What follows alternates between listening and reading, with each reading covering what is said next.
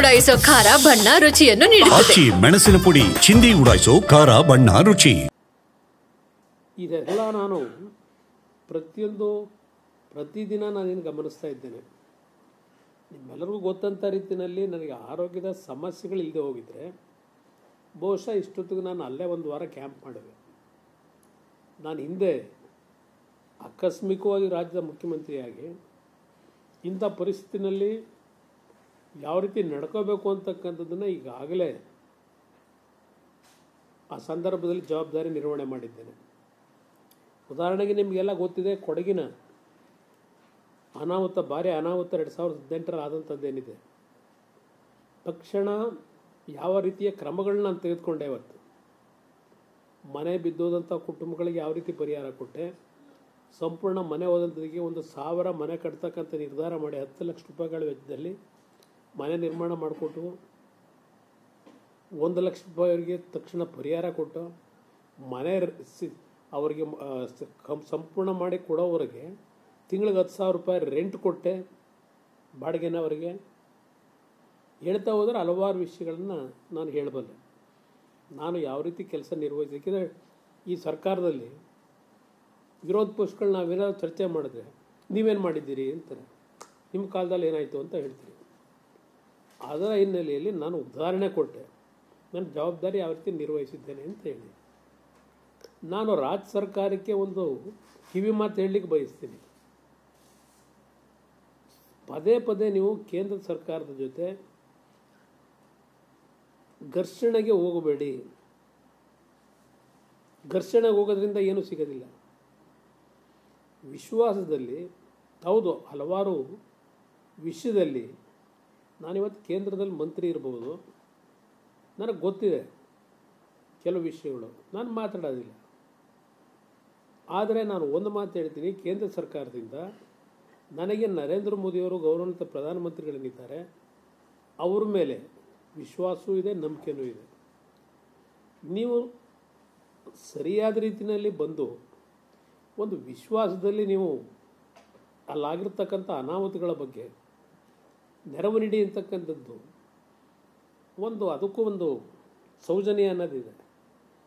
ಅದರ ಮುಖಾಂತರ ನೀವು ಚರ್ಚೆ ಮಾಡಬೇಕು. ನೀವು ಅಲ್ಲಿ ಬೆಂಗಳೂರಿನಲ್ಲಿ ಕೂತ್ಕೊಂಡು ಮಾಧ್ಯಮದ ಸ್ನೇಹಿತರ ಮುಂದೆ ನಮ್ಗೆ ಹಾಗಾಗಿದೆ ಹೀಗಾಗಿದೆ ನಮ್ಗೆ ಅನ್ಯಾಯ, ಇದು ಎಷ್ಟು ದಿವಸ ಹೇಳ್ತೀರಿ? ನಾನು 2 ಬಾರಿ ಮುಖ್ಯಮಂತ್ರಿ ಇದ್ದೆ. ಮೊದಲನೇ ಬಾರಿ ನಾನು BJP ಜೊತೆ ಮುಖ್ಯಮಂತ್ರಿ ಆದೆ. ಅವತ್ತು ಕಾಂಗ್ರೆಸ್ ಸರ್ಕಾರ ಅದೇನಿಲ್ಲ, UPA ಸರ್ಕಾರ, ಮನಮೋಹನ್ ಸಿಂಗ್ ಅವರು. ಅವತ್ತು ಹಲವಾರು ಸಮಸ್ಯೆಗಳಿತ್ತು. ನಾನು ಎಂದೂ ಸಹ ಕೇಂದ್ರ ಸರ್ಕಾರದ ಜೊತೆ ಘರ್ಷಣೆಗೆ ಹೋಗಲಿಲ್ಲ. ಅವತ್ತೂ ಸಹ ನಾನು BJP ಜೊತೆ ಸರ್ಕಾರ ಮಾಡಿದಾಗಲೂ ರಾಜ್ಯದಲ್ಲಿ ನಮ್ಮ ಸಮಸ್ಯೆಗಳಿಗೆ ಸ್ಪಂದಿಸಿದ್ದಾರೆ ಕೇಂದ್ರ ಸರ್ಕಾರ. ಅವತ್ತು ಕಾಂಗ್ರೆಸ್ ಸರ್ಕಾರ ಇದ್ದರು, ಮನಮೋಹನ್ ಸಿಂಗ್ ಅವರ ನೇತೃತ್ವದಲ್ಲಿ. ನಂತರ 2ನೇ ಬಾರಿ ನಾನು ಮುಖ್ಯಮಂತ್ರಿ ಆದಾಗ ಇಲ್ಲಿ BJP ಸರ್ಕಾರ, ಕಾಂಗ್ರೆಸ್ ಜೊತೆ ಸರ್ಕಾರ ಮಾಡಿದ್ದೆ. ಆಗಲೂ ಸಹ ನರೇಂದ್ರ ಮೋದಿಯವರು ಯಾವೊಂದು ಕೊಡಗಿನಲ್ಲಾದಂಥ ಅನಾಹುತಕ್ಕೆ ಮರುಕ್ಷಣ ನನಗೆ ದೂರವಾಣಿ ಮುಖಾಂತರ ಕರೆ ಮಾಡ್ತಾರೆ. ನಮ್ಮಿಂದ ಏನಾಗಬೇಕು, ಏನು ಸಮಸ್ಯೆ ಇಲ್ವಲ್ಲ, ಕಂಟ್ರೋಲ್ನಲ್ಲಿ ಇದೆಯಲ್ಲ, ಅವರು ಮಾತನಾಡ್ತಾರೆ ಪ್ರಧಾನಮಂತ್ರಿಗಳು. ಈ ಬಾಂಧವ್ಯವನ್ನು ರಾಜ್ಯ ಮತ್ತು ಕೇಂದ್ರ ಸರ್ಕಾರಗಳು ಉಳಿಸ್ಕೊಂಡು ಹೋಗ್ತಕ್ಕಂಥದ್ದು ಈ ಪ್ರಜಾಪ್ರಭುತ್ವ ವ್ಯವಸ್ಥೆಯಲ್ಲಿ ನಮ್ಮ ಧರ್ಮ ಅನ್ನೋದು ನನ್ನ ಅಭಿಪ್ರಾಯ. ಈಗಲೂ ಹೇಳ್ತೇನೆ, ಆ ನಿಮ್ಮ ಹೊರಟು ಮಾತುಗಳನ್ನು ಬಿಟ್ಟು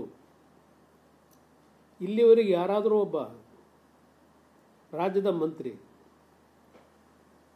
ಕೇಂದ್ರ ಸರ್ಕಾರದ ಸಚಿವರನ್ನ ಯಾರಾದರೂ ಭೇಟಿ ಮಾಡಿದ್ದೀರಾ?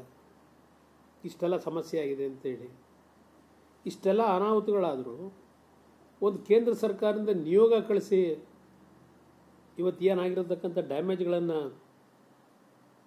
ವರದಿ ತೆಗೆದುಕೊಳ್ಳಿಕ್ಕೆ ಅಂತಕ್ಕಂಥದ್ದು ಏನಾದರೂ ಒಂದು ಮನವಿನಾದರೂ ಕೊಟ್ಟಿದ್ದೀರಾ ಕೇಂದ್ರ ಸರ್ಕಾರಕ್ಕೆ? ಇವತ್ತು ರಾಜ್ಯದಲ್ಲಿ ಅದೆಂಥದೋ ಜಾತಿ ಗಣತಿ ಅಂತೆ, ಮತ್ತಿನ್ಯಾವುದೋ ಬೇಕಿಲ್ಲದೆ ಇರತಕ್ಕಂಥ ವಿಷಯಗಳು, ಹಲವಾರು ಸಮಸ್ಯೆಗಳನ್ನು ಎದುರಿಸ್ತಾ ಇದ್ದೇವೆ. ಆ ಸಮಸ್ಯೆಗಳಿಗೆ ಪರಿಹಾರ ಇಲ್ಲ. ಮತ್ತಿನ್ಯಾವುದೋ ಒಂದು ಸಮಸ್ಯೆ ಹುಟ್ಟಾಕತ್ತಾ ಇದ್ದೀರಿ. ಕಳೆದ 2.5 ವರ್ಷದಿಂದ ಬರೀ ಅದು ಯಾವುದೋ ಮುಖ್ಯಮಂತ್ರಿಯ ಗಾದಿಯ ವಿಷಯದಲ್ಲೇ ನಿಮ್ಮ ಕಾಲವನ್ನು ವ್ಯರ್ಥ ಮಾಡ್ಕೊಂಡಿದ್ದೀರಿ.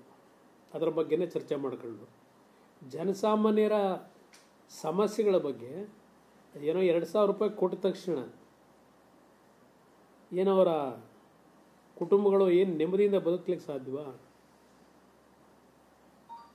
ನಾನು ಭಾಳ ಹತ್ತರಿಂದ ಜನಗಳು ನೋಡಿದ್ದೇನೆ ಏನು ಪರಿಸ್ಥಿತಿಗಳಿದೆ ಅಂತೇಳಿ. ಇಂಥ ಒಂದು ಅತ್ಯಂತ ಕ್ಲಿಷ್ಟಕರವಾದ ಪರಿಸ್ಥಿತಿ ಕರ್ನಾಟಕದಲ್ಲಿ ಇವತ್ತಿನ ದಿನ ನನ್ನ ಅಭಿಪ್ರಾಯದಲ್ಲಿ